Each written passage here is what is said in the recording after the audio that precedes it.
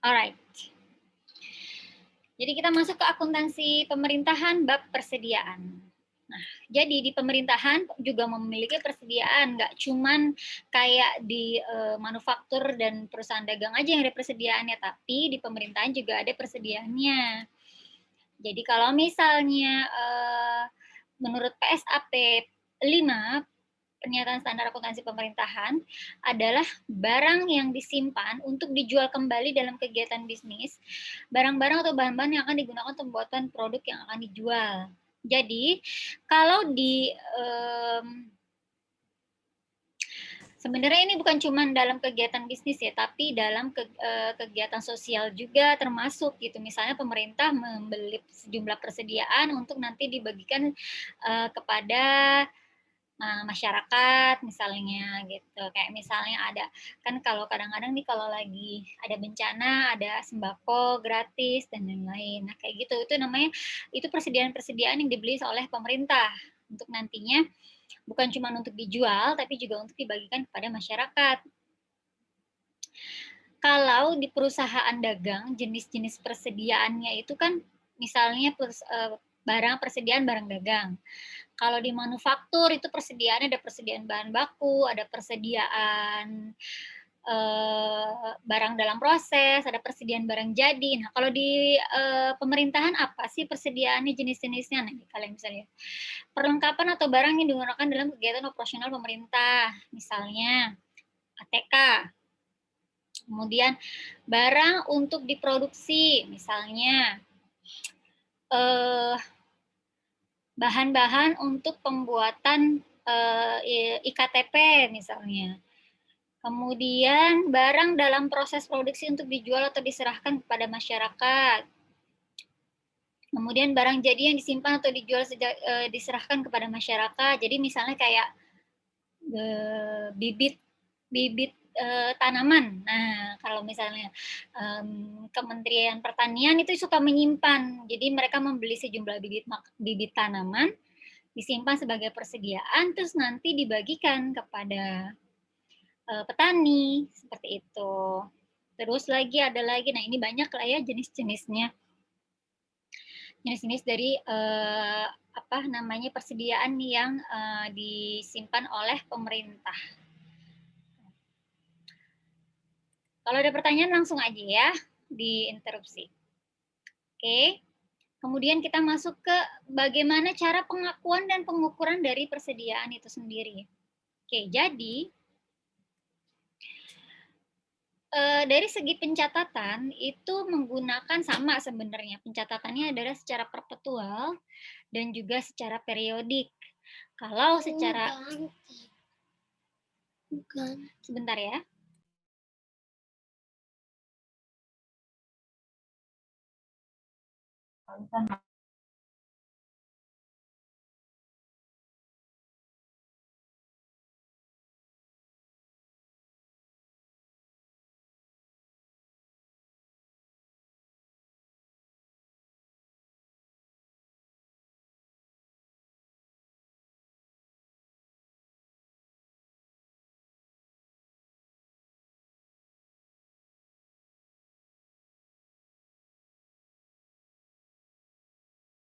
Oke, maaf ya.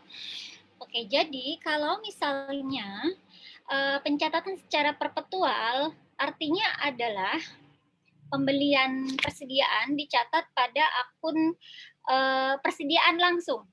Seperti itu. Nah, kalau misalnya secara periodik, dia akan dicatat pada akun pembelian. Jadi nanti kalau pakai apa namanya pencatatan periodik akan dilakukan stock of name di akhir periode untuk menghitung sisa persediaan. Kalau pakai perpetual, dia langsung akan ketemu karena dia mencatatnya pada persediaan. Oke, gitu. Jadi ini perbedaannya ya. Perpetual sama periodik sama kayak akuntansi komersial. Kemudian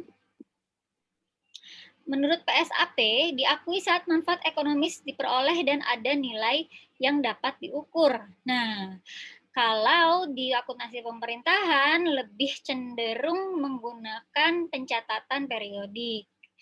Kemudian basisnya bisa menggunakan accrual base atau menggunakan cash basis. cash basis towards accrual gitu. Jadi pencatatan diakui saat manfaat ekonomis diperoleh dan ada nilai yang dapat diukur. Nah, ini adalah peraturannya yang mengatur tentang pencatatan dan juga pengakuan dan pengukuran dari persediaan. Sementara persediaan sendiri nanti akan dicatat dengan metode FIFO. Tapi pemerintah merasa bahwa metode FIFO ini kadang sulit diterapkan. Jadi banyak juga yang masih menggunakan harga perolehan terakhir. Harga perolehan terakhir itu berarti seperti menggunakan LIFO ya, last in first out gitu. Jadi yang terakhir, barang terakhir masuk itu yang digunakan seperti itu. Baik, itu adalah dari segi pencatatan. Bagaimana dengan pengukurannya? Nah, pengukuran persediaan itu bisa dengan menggunakan satu, berdasarkan biaya perolehan, dua, berdasarkan biaya standar, atau tiga, berdasarkan nilai wajar. Oke, kalau misalnya bagaimana dengan biaya perolehan lebih detailnya gini. Jadi, apabila persediaan diperoleh melalui pembelian, akan disajikan atau dicatat sebesar biaya perolehannya. Ya, jadi biaya perolehan digunakan ketika persediaan didapat melalui pembelian. Yang dicatat, yang termasuk biaya perolehan itu apa aja? Ada harga pembelian dan juga biaya-biaya yang dibebankan pada perolehan persediaan. Jadi ketika beli, nggak cuma ada harga beli doang, misalnya ada biaya angkut. Nah, itu juga harus dijadikan biaya perolehan digabung dengan harga pembeliannya. Kemudian, nilai pembelian yang digunakan adalah biaya perolehan persediaan yang terakhir diperoleh. Ini salah, ini harusnya LIFO ya. Biaya perolehan persediaan yang terakhir diperoleh berarti LIFO. Oke.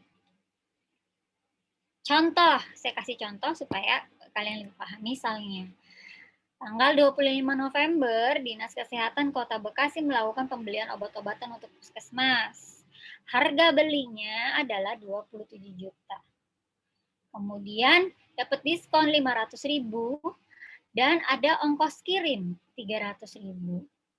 Jurnal yang akan dibuat berdasarkan basis akrual dari transaksi tersebut.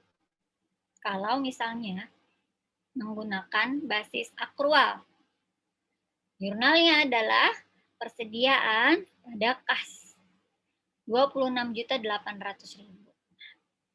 Kalau untuk yang menggunakan akuntansi pemerintahan menggunakan basis cash toward accrual, jurnalnya belanja obat-obatan pada kas 26.800.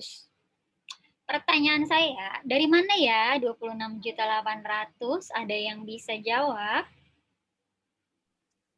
27 juta dikurangi 500 ditambah Gimana, Rizka?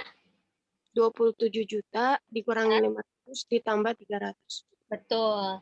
27 juta harga belinya dapat diskon 500. Jadi 26.500.000. Kemudian ada biaya angkutnya 300. Jadi ditambah 26.500 ditambah 300 sama dengan 26.800.000. Oke. Paham semua ya di sini ya? Kita lanjut.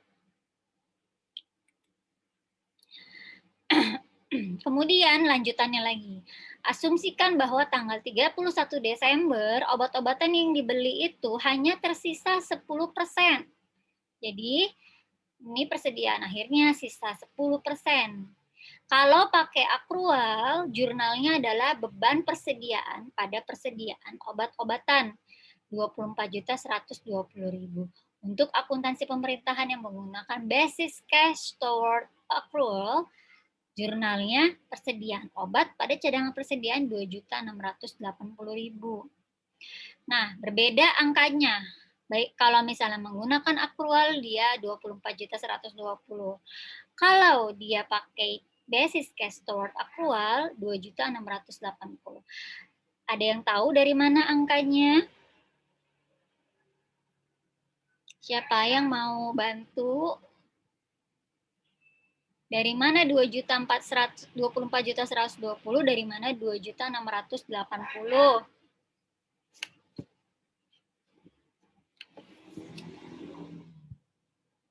Ayo, siapa?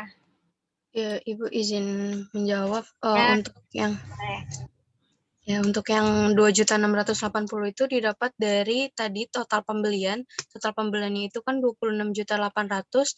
Oke. Ya, terus di akhir hanya 10%, berarti 10% dikali 26.800.000. Jadi menghasilkan 2.680.000.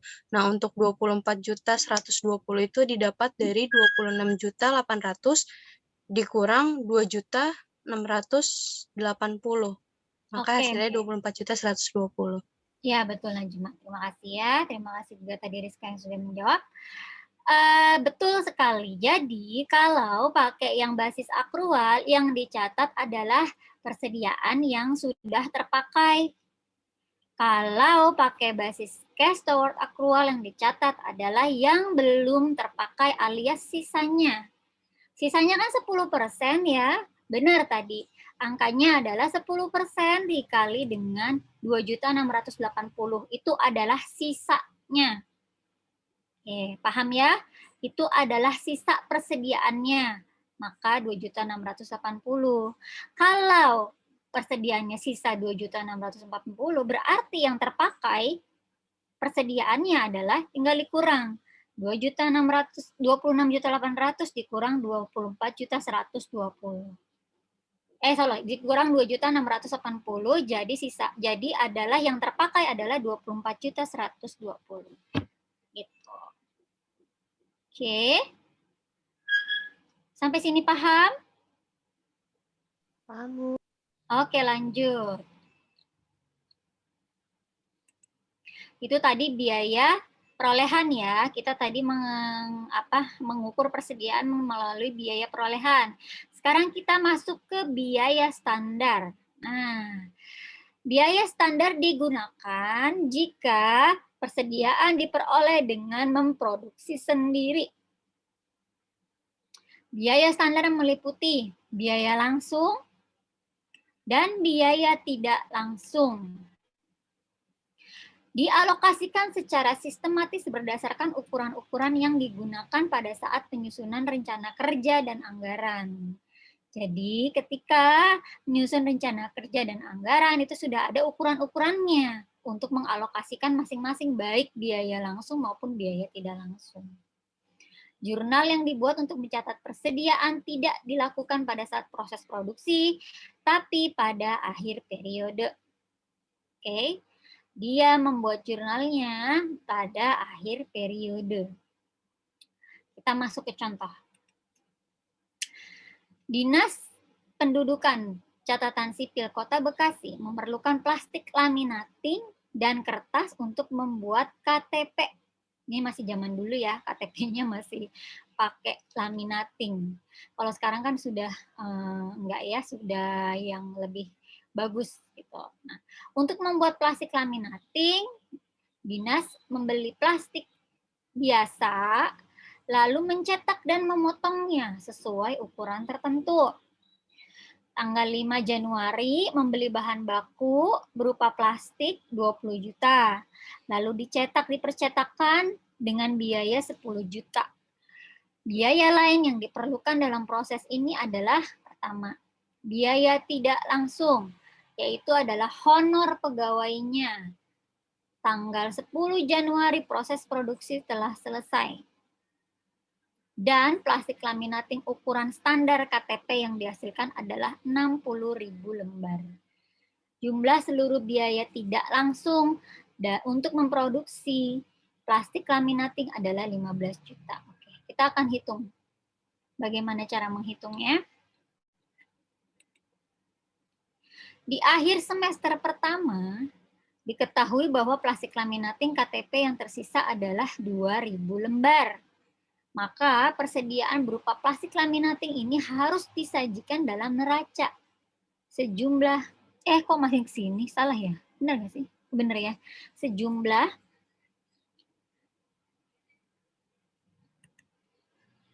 Nah, ini nih, kita ke sini dulu. Sorry, kita ke sini dulu. PT-nya kembali. Oke, kita masuk ke sini.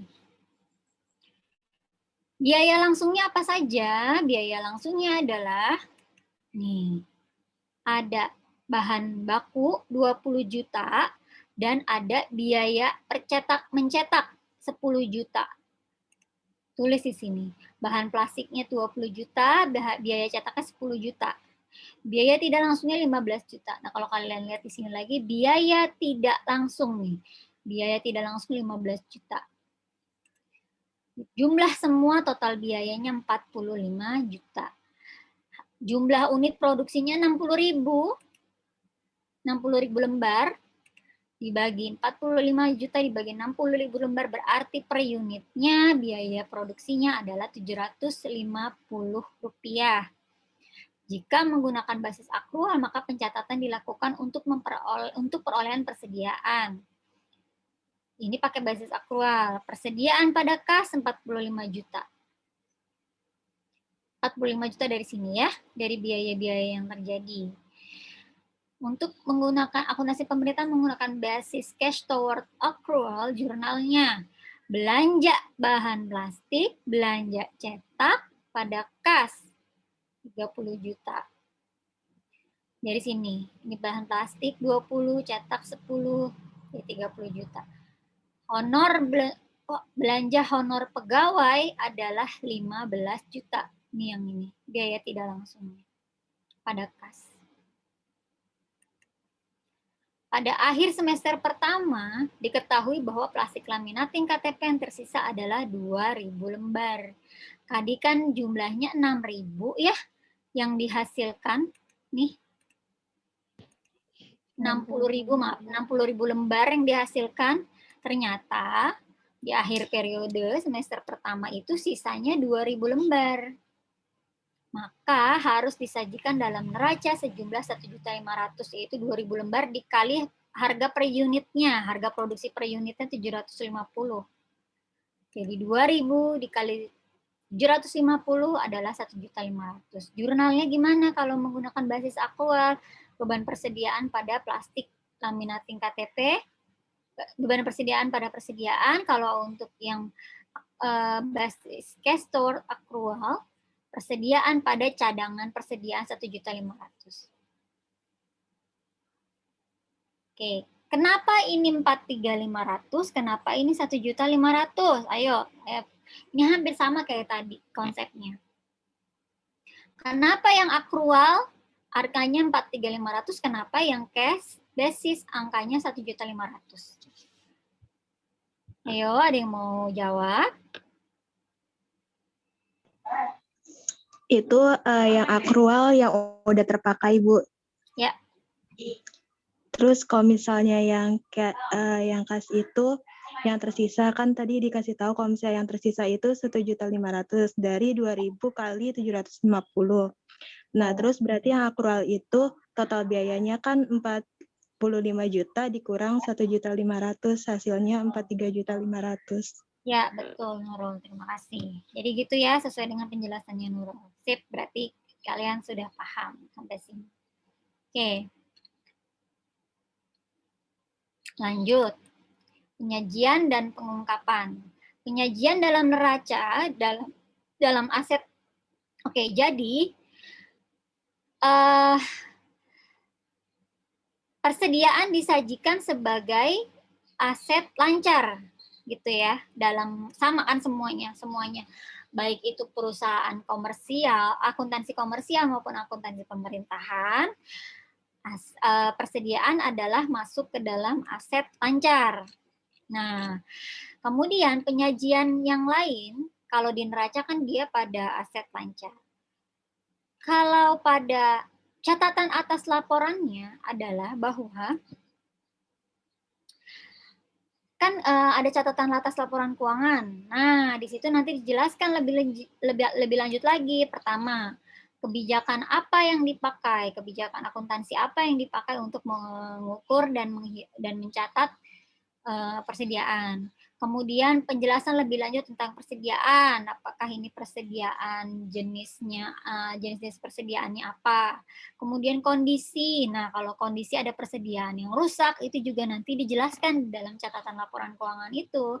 Ada kondisi persediaan yang sudah usang, sekian gitu ya. Jadi sebenarnya hampir sama laporannya dengan akun perusahaan komersil. Jadi ada neraca, kemudian ada catatan atas laporan keuangan juga yang lebih detail. Nah ini kalau misalnya pencatatan persediaan menggunakan aplikasi, karena sekarang pemerintah kan sudah punya aplikasi sendiri untuk mencatat. Jadi dia nama-nama akunnya juga tidak hampir berbeda dengan ada yang sama, ada juga yang beda dengan akuntansi komersial. Seperti itu. Oke, materinya sudah sampai sini aja, emang nggak terlalu banyak untuk persediaan ini. Ada pertanyaan sampai sini? Mungkin ada yang mau masih... tanya. Tadi persediaan barang register apaan, Bu? Barang belum diregister. Mana? Belum penutup tadi. Yang di mana ya? Lanjut slide-slide terakhir. Nah, itu yang sebelum latihan. 15. Ini? Iya. Oh, persediaan yang belum diregister artinya adalah gini. Kalau contoh misalnya persediaan yang belum didaftar secara resmi gitu, belum didaftar secara resmi. Contoh misalnya pemerintah beli vaksin masuk nih, kemudian kan harus didaftarkan lewat BPOM ya. Kalian tahu kan ya BPOM ya, badan pemeriksa ya.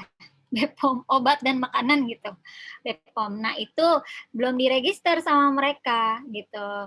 Jadi mereka akan masuk ke dalam itu misalnya. Karena belum diregistrasi ke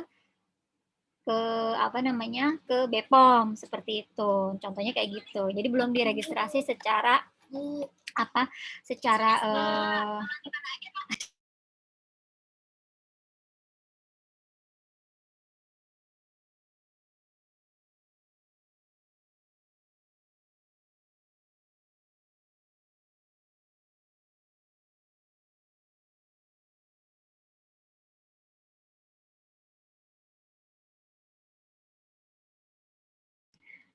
maaf ya, ada interupsi lagi dari anak cilik.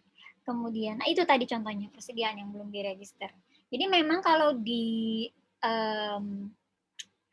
akuntansi pemerintahan itu memang akun-akunnya tidak seumum yang sering kalian dengar gitu. Jadi kadang ada yang kalian baru dengar, kayak misalnya belanja. Kita nyatet kalau di akuntansi komersil itu ada kita catat beban gaji pegawai. Tapi kalau di akuntansi pemerintahan dicatatnya belanja pegawai gitu. Jadi memang ada beberapa akun yang namanya berbeda. Ya, silakan Pak. Oke, seperti itu contohnya. Terima kasih, Bu. Ada lagi yang mau bertanya? Saya mau bertanya, Bu. Yuk, boleh. Itu Bu, jadi bedanya, itu beda nggak sih Bu antara basis akrual dengan basis cash toward akrual dengan basis cash? Itu beda atau sama ya Bu? Oke. Jadi gini, basis cash toward accrual sebenarnya lebih kepada sebenarnya sama seperti basis cash, cuman sekarang jadi kan tidak terlalu berbeda. Dia itu mengadopsi juga sistem dari si akrual itu sendiri gitu. Kalian kan sebelumnya belajar di akuntansi apa? Kalau cash basis dan accrual basis. Ingat nggak mata kuliah apa? Akuntansi pencatatan itu. Pengantar akuntansi. Nah, kalian tahu kan perbedaannya? Apa yang pertama gini deh perbedaannya. Cash basis sama accrual basis.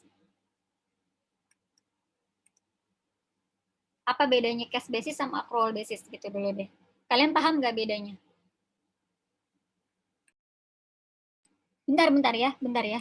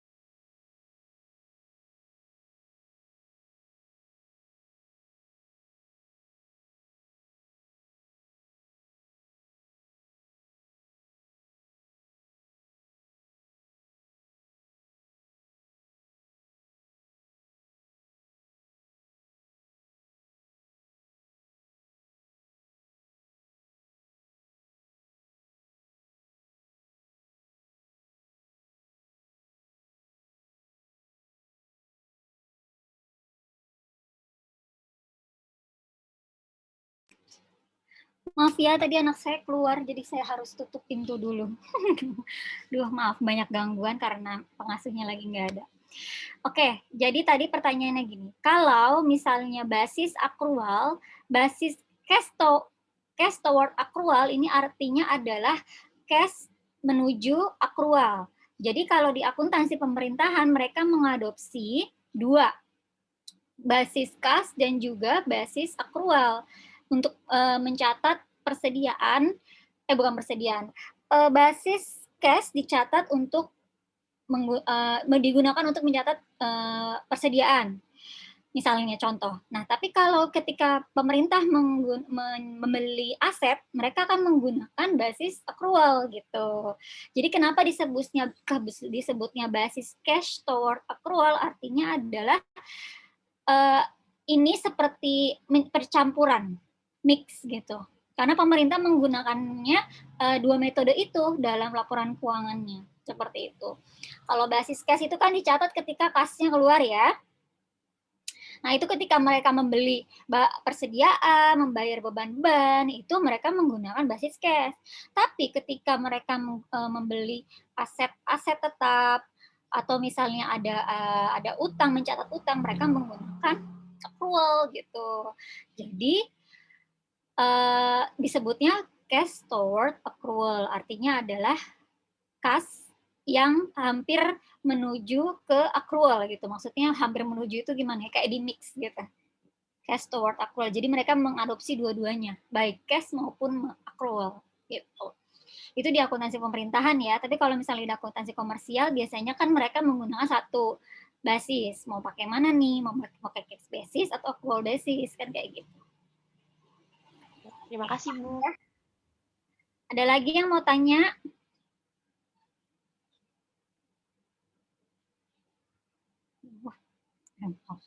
Yuk.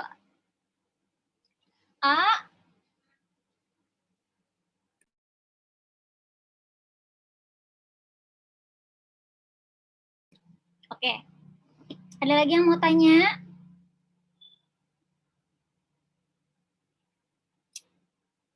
Sampai sini berarti paham semua ya? Oke. Kalau misalnya tidak ada, nah ini adalah tugas yang disediakan oleh Pak Fauzi untuk kalian kerjakan karena kita masih sebenarnya waktunya masih banyak ya. Tapi mohon maaf banget saya juga ada rapat yang harus dihadiri hari ini. Jadi mungkin kita nggak bisa full pertemuannya, tapi semoga materinya sudah tuntas, kalian sudah paham mengenai persediaan dalam akuntansi pemerintahan. Kalau misalnya ada yang belum paham atau ada ya pertanyaan lagi, kita bisa bahas diskusi di pertemuan berikutnya. Gitu. Oke, kemudian ini adalah latihannya. Kalian bisa kerjakan latihannya. Biasanya dikumpulinnya gimana kalau sama Pak Fauzi?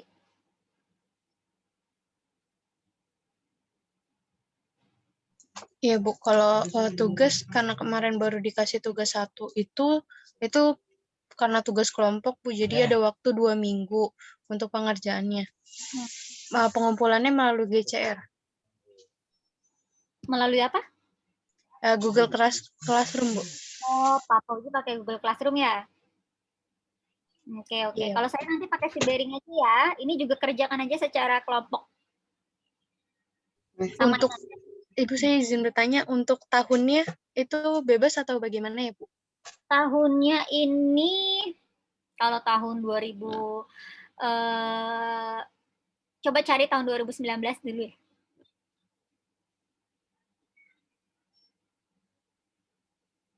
Soalnya kayaknya 2020 masih susah, masih belum, takutnya belum di posting gitu. Jadi ini tahun 2019 aja. Setiap kelompok harus beda ini ya Bu, satkernya ya Bu? Unitnya.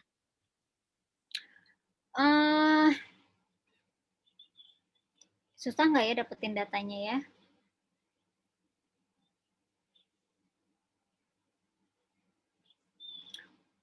Diusahakan berbeda aja deh ya. Diusahakan berbeda dulu ya.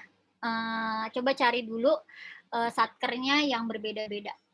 Gitu. Kalau memang bisa dapat yang berbeda-beda, silahkan cari dulu. Nanti kalau misalnya sulit atau nggak dapat, baru hubungi saya. Nanti saya tentukan lagi gimana. Oke? Nanti ada di Sibering ya, seperti biasa. Kalau saya pakainya Sibering. Nanti saya kasih link mata kuliahnya. Ada lagi yang mau ditanya?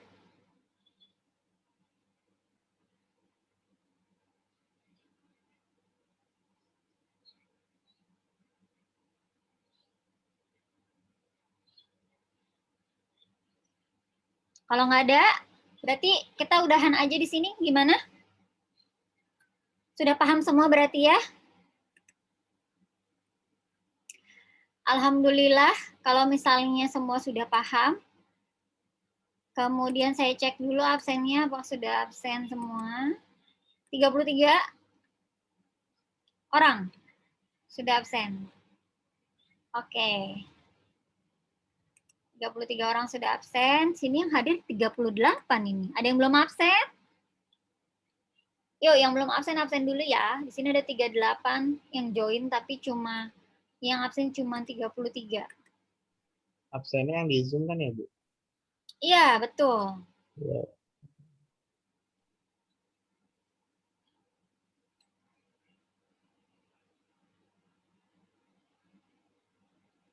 Ini tuh nanti siang saya kelasnya sama ini lagi ya, Akmen ya? Iya, Bu. Oh, kita ketemu lagi ya. Oke. Jadi nanti siang karena saya juga rapatnya masih berjalan sampai sore, saya nggak bisa ngadain Zoom meeting untuk Akmen. Saya minta maaf. Tapi saya udah bikin video pembelajaran. Nanti saya share ke page-nya siapa ya kalau Akmen ya? Edelin, Bu. Edelin nanti saya share ke Edelin ya. Edelin, soalnya saya benar-benar kayak rapatnya tuh nanti dari jam 10 sampai jam 4 sore jadwalnya gitu. Jadi saya nggak bisa ngajar, tapi nanti ada video pembelajaran. Mudah-mudahan dari video itu kalian jelas. Kalau nanti ada yang nggak jelas, di pertemuan berikutnya insya Allah kita adain live meeting kayak gini, nanti kalian boleh tanya-tanya di situ. Oke. Jadi itu dulu aja ya untuk hari ini, untuk pertemuan kali ini. Semoga ilmunya bermanfaat dan berkah. Nanti kalau ada yang belum jelas boleh tanya di pertemuan berikutnya. Oke, kalau gitu saya sudahi untuk hari ini. Terima kasih atas kehadirannya. Assalamualaikum warahmatullahi wabarakatuh. Waalaikumsalam Waalaikumsalam warahmatullahi wabarakatuh. Waalaikumsalam. Terima kasih, Terima Ibu. kasih, Bu. Terima kasih, Bu.